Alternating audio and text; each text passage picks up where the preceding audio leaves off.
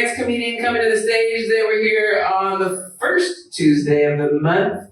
I am going to give this mic over, hopefully at the appropriate height, to Mel Oppenheim. Clap it up for Mel.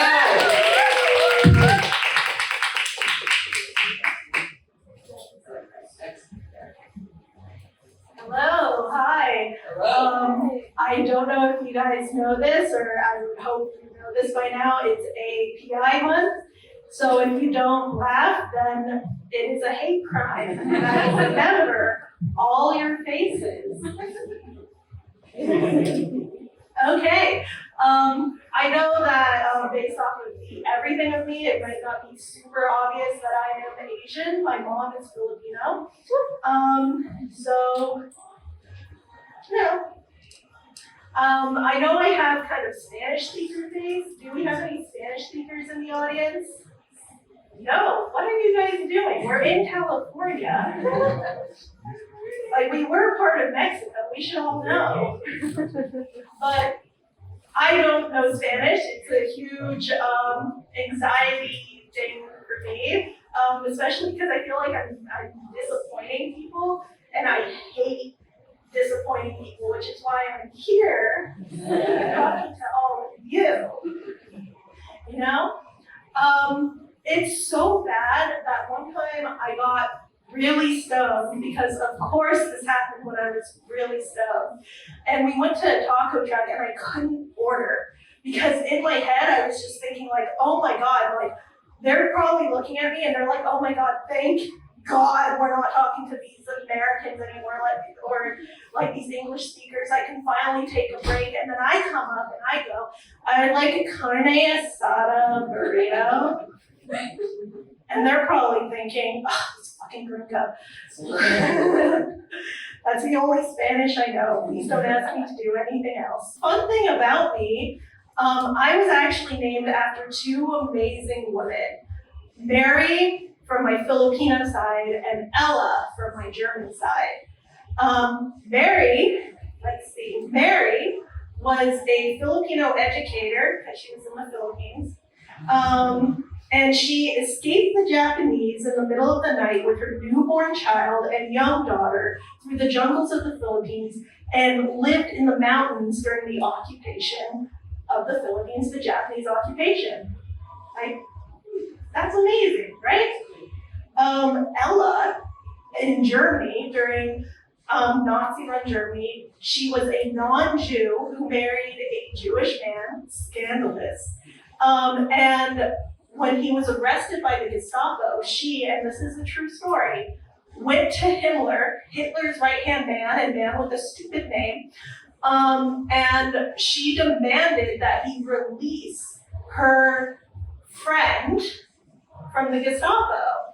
And that's amazing, right? And afterwards, the German tabloids were like, yo, this bitch is a race traitor. And they plastered that all over Berlin. Amazing. They did this in their early 20s during World War II. Now, I'm standing here at the ripe old age of 28, and I am trying to make a bunch of strangers laugh by telling their very heart-wrenching stories. So I'm sure they're super proud of me right now. It is a lot of pressure. Speaking of pressure, who else is in therapy today? Right now, yeah? Oh my goodness, yeah. How are you guys liking therapy? How are you liking therapy? It saved my life. It saved your life? Yeah, it saved my life too. Love therapy, 100%. I subsidize therapy with my cat. If I didn't have her, I would have a mental break. And if she knew that, she would also have a mental break, I believe. Another thing about me is as you can tell from my haircut, I am bipolar. Yes, I was diagnosed a couple months ago, almost a year. My mom, when she heard I was bipolar, she was like, oh my God, wow, that's that's so strange. We don't have anyone in the family like that. And bipolar disorder is actually genetic. And I was like, bitch, have you met your mom? My grandma, seriously, she was sick in the Philippines, could barely walk, and she broke her ass out of a hospital to see her dog. If that's not bipolar, I don't know what is. Like, seriously, she was told by the nurse, like, ma'am, you can't have a dog here, we can't let you bring a dog into a hospital. And my grandma went, okay, time to break out of this bitch.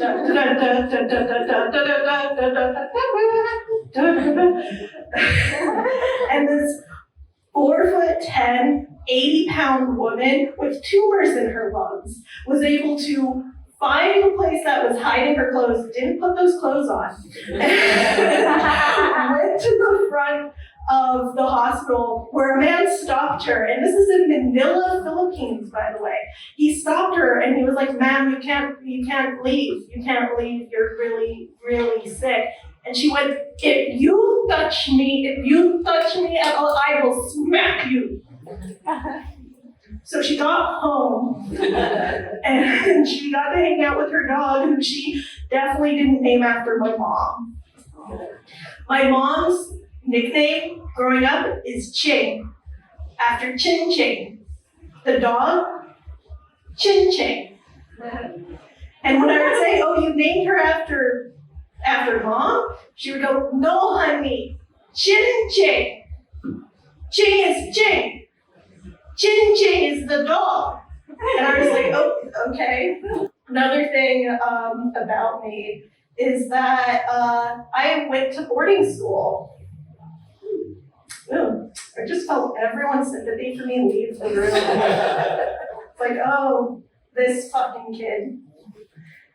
Yeah, I did grow up privileged, and I'm aware. But the funny thing is, like, the biggest culture shock that I felt when I went to the East Coast for boarding school was that a lot of people on the East Coast are really into hard drugs.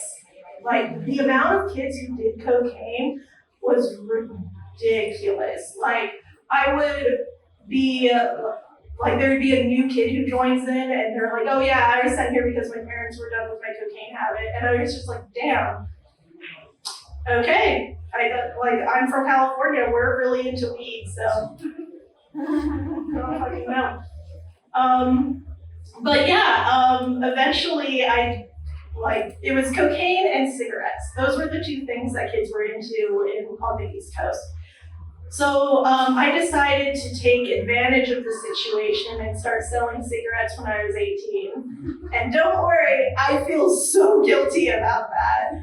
Like, my Jewish guilt is like really in there.